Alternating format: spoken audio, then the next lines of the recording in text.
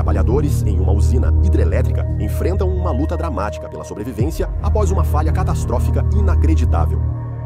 O pesadelo que virá será tortura para uns e morte para outros. Este é o Fatal Breakdown do acidente na barragem de Sayano-Shushinskaya. Era uma manhã comum de segunda-feira para os trabalhadores que operam a usina hidrelétrica de Sayano-Shushinskaya. A barragem possuía 10 turbinas que transformavam o fluxo do rio em energia para uma vasta região do sul da Sibéria, na Rússia.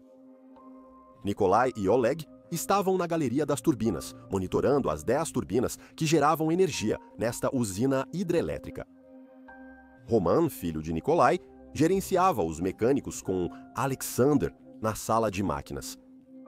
Todos eles estavam cumprindo seus turnos de trabalho com apenas um pequeno inconveniente. Havia mais de 100 pessoas no local nesse dia, 17 de agosto de 2009. O diretor da usina comemorava seu aniversário de empresa com 50 pessoas na galeria da turbina, enquanto equipes de reparo trabalhavam em vários problemas na barragem. Esse número era 10 vezes maior que o habitual em um dia normal. O que ninguém sabia era que aquele se tornaria o dia mais mortal da história de usinas hidrelétricas na Rússia. Naquela manhã, a equipe enfrentava um problema operacional incomum. Outra usina na região sofreu um incêndio grave no dia anterior. Isso paralisou a produção da instalação. A usina de Sayano gerava eletricidade de forma estável, enquanto a de Bratskaya controlava a frequência. Isso significava que, quando a demanda por eletricidade era baixa, eles reduziam sua produção e, quando era alta, ajustavam para cima para atender às necessidades. O projeto da usina de Bratskaya permite variar a produção mais frequentemente que a de Sayano. Com as funções de frequência transferidas para a usina de Sayano no dia anterior, Nikolai e Oleg estavam muito atentos aos possíveis problemas. Para as operações das turbinas, existem zonas seguras de saída de potência, onde a rotação da turbina ocorre em uma velocidade que resulta na menor quantidade de vibração para a unidade. Se girar devagar, ocorre muita vibração. Se muito rápido, o sistema fica instável e perigoso. Na usina de Sayano, havia uma zona segura de operação, medida em megawatts. Ao ligar as turbinas, velocidades mais baixas da zona 1 eram seguras até 265 megawatts.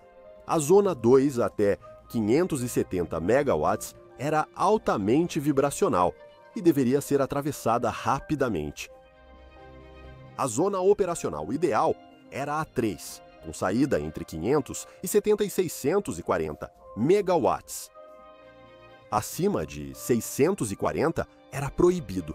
Com a usina em posição de controle, algumas turbinas entrariam e sairiam das zonas seguras mais frequentemente. Quando o rotor passa pela zona de alta vibração, forças atuam na turbina, podendo fraturar parafusos, soltar conexões e causar atrito nas peças metálicas. Essa pressão extra se acumula com o tempo e danifica a turbina. Segundo o fabricante, a turbina dura 30 anos. Em 17 de agosto, a unidade 2 estava em uso há 29 anos e 10 meses. Alexandre e Roman faziam parte da equipe responsável pela manutenção e funcionamento seguro das turbinas. A unidade 2 apresentava frequentes problemas de vibração alta, mesmo operando na zona segura. Ela ficou fora de serviço várias vezes nos últimos 10 anos para reparos, incluindo, recentemente, a soldagem de rachaduras de 5 polegadas na turbina. Inexplicavelmente, quando essas soldas foram concluídas, eles não rebalancearam o rotor, o que resultou em vibrações ainda mais severas. Em junho e julho, as vibrações ficaram sempre na zona inaceitável, mas a unidade seguiu operando. O sistema de monitoramento de vibração mostrou o aumento da gravidade das vibrações nas primeiras semanas de agosto para um nível assustador. A unidade 2 não foi desligada nesses períodos de vibração porque só o diretor podia autorizar. Ele precisava manter a eletricidade, mesmo com riscos. Em agosto, fizeram novos reparos para tentar resolver o problema. No domingo, 16 de agosto, a unidade seria religada.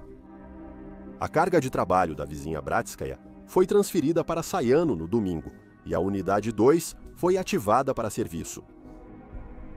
Engenheiros locais já conheciam bem o histórico de vibração da unidade 2. Eles monitoravam constantemente o nível de vibração e ele havia aumentado para um nível alarmante nos últimos meses. A necessidade de manter a usina fornecendo eletricidade estável à região impediu os supervisores de desligar totalmente a unidade 2. Ao amanhecer, tudo funcionava normalmente. A usina atendia às demandas da rede elétrica. A unidade 2 vibrava muito, mas funcionava normalmente. Enquanto monitoravam as condições, Oleg ouviu um estalo forte no salão das turbinas. A cena para a qual ele se virou para ver era algo que ele nunca tinha imaginado em toda a sua vida. O rotor da turbina, na unidade 2, foi lançado para fora do chão em uma incrível coluna de água. A tampa da turbina foi lançada pelo teto, fazendo com que a estrutura desabasse de volta para dentro da sala. Visitantes e funcionários foram esmagados ou presos por um emaranhado de metal. Oleg ficou atordoado. O volume absoluto de água entrando na sala naquele momento era impressionante. Todos na sala foram atingidos por uma onda de água. Nikolai e dezenas de trabalhadores foram arrastados para o rio através da parede aberta da sala das turbinas. A água despencou na galeria das turbinas e se transformou em um rio de água que subia violentamente. Oleg usou uma escada para fugir desse nível. Só havia uma coisa que ele podia fazer para ajudar: fechar as comportas para interromper o fluxo de água. A água entrava pelo buraco no chão e preenchia todos os espaços. Toda a energia da represa foi perdida imediatamente. Alexandre e Roman estavam nas salas de máquinas abaixo da galeria das turbinas. Ouviram um barulho alto das turbinas e, em seguida, tudo escureceu. Eles estavam no escuro, quando o som assustador da água começou a respingar no chão de concreto. A equipe dessas salas correu para as escadas por falta de elevadores. Funcionando, mas não havia para onde ir. A água desceu rapidamente, enchendo as escadas e as salas das máquinas antes que alguém pudesse fugir.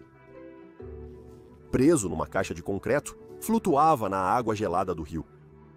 A água subia tão rápido que ele não conseguia sair. Oleg subiu vários lances de escada até o topo da represa, onde estava o desligamento manual dos portões. Um grupo pequeno surgiu com o mesmo plano. Fechar os portões principais manualmente era difícil. Os homens correram para acessar a sala dos portões no topo da represa, mas foram impedidos por uma porta trancada. Sem chave no topo da represa, arrombaram a porta para acessar os macacos hidráulicos. Eles precisariam fechar manualmente os 9 portões. Após mais de 1 hora de esforço extremo, os homens exaustos fecharam os portões e interromperam o fluxo de água para a usina da represa. Policiais e bombeiros chegaram para ajudar nas buscas e resgate. Várias pessoas foram achadas nas margens do rio após a represa, algumas vivas e outras mortas. Nikolai foi arrastado por uma torrente de água, óleo, metal e destroços em uma queda descontrolada.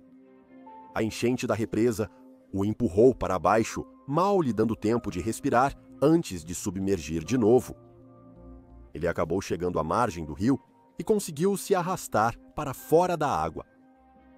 Ferido e coberto de óleo, ele só pensava em reencontrar seu filho Roman. Com o passar do dia, centenas de socorristas buscavam sobreviventes e retiravam corpos da água. Várias horas haviam se passado, e eles temiam que qualquer pessoa que não tivesse escapado já estivesse certamente morta a essa altura. Equipes de resgate buscavam sobreviventes e feridos na água. Para surpresa deles, os mergulhadores ouviram batidas vindas debaixo d'água. Eles iniciaram uma busca metódica, movendo-se na direção dos sons de batidas. Eles inspecionaram escadas, elevadores, banheiros e áreas de trabalho. Encontraram vários corpos, mas nenhum sobrevivente. Horas se passaram, mas as batidas continuaram. Na casa de máquinas, Alexandre batia em um cano de metal há horas. Ele estava em completo choque com a situação que estava enfrentando. A sala estava cheia de água e ele tentava respirar espremido contra o teto num espaço de 10 centímetros. Com o passar das horas, ele enfraquecia física e mentalmente. A hipotermia já se instalara e Alexander mal mantinha o nariz fora d'água. Ele sabia que o procurariam, mas não sabia se sobreviveria até os socorristas chegarem. A água a 40 graus pode matar em 2 a 4 horas. Alexandre quase desmaiou quando um mergulhador de resgate entrou. O mergulhador se surpreendeu ao encontrar alguém vivo após 15 horas na água gelada. À beira da morte, Alexandre foi resgatado. Ele seria a última pessoa encontrada com vida. Infelizmente, o corpo de Romain foi posteriormente encontrado na casa de máquinas. Nas semanas seguintes, a água foi bombeada da barragem e os danos avaliados. Todas as 10 turbinas foram danificadas ou completamente destruídas, e a unidade 2 foi examinada forensemente. A vibração causou trincas por fadiga em 40 e um dos 49 parafusos recuperados que falharam durante 8 horas e 13 daquela segunda-feira. No momento da falha, a turbina acelerava na zona de risco 2 a 475 megawatts. A pressão da água explodiu a tampa da câmara, liberando 100.000 galões de água por segundo. O problema de vibração na unidade 2 era conhecido na estação e as rachaduras na tampa visíveis na galeria da turbina. Após investigação do acidente, o diretor, o engenheiro-chefe e 2 diretores adjuntos foram condenados a 6 anos de prisão por negligência. Diversos funcionários que monitoravam a unidade também foram presos por envolvimento. Ao todo, 75 pessoas morreram esmagadas ou afogadas no acidente. Foi uma grande perda para a comunidade. O governo russo pagou 1 milhão de rublos a cada família que perdeu um parente. Casas foram dadas às famílias com filhos menores e fundos educacionais foram criados para essas crianças. O acidente teria sido evitado se a unidade 2 tivesse sido mantida fora de operação e substituída, como já estava previsto.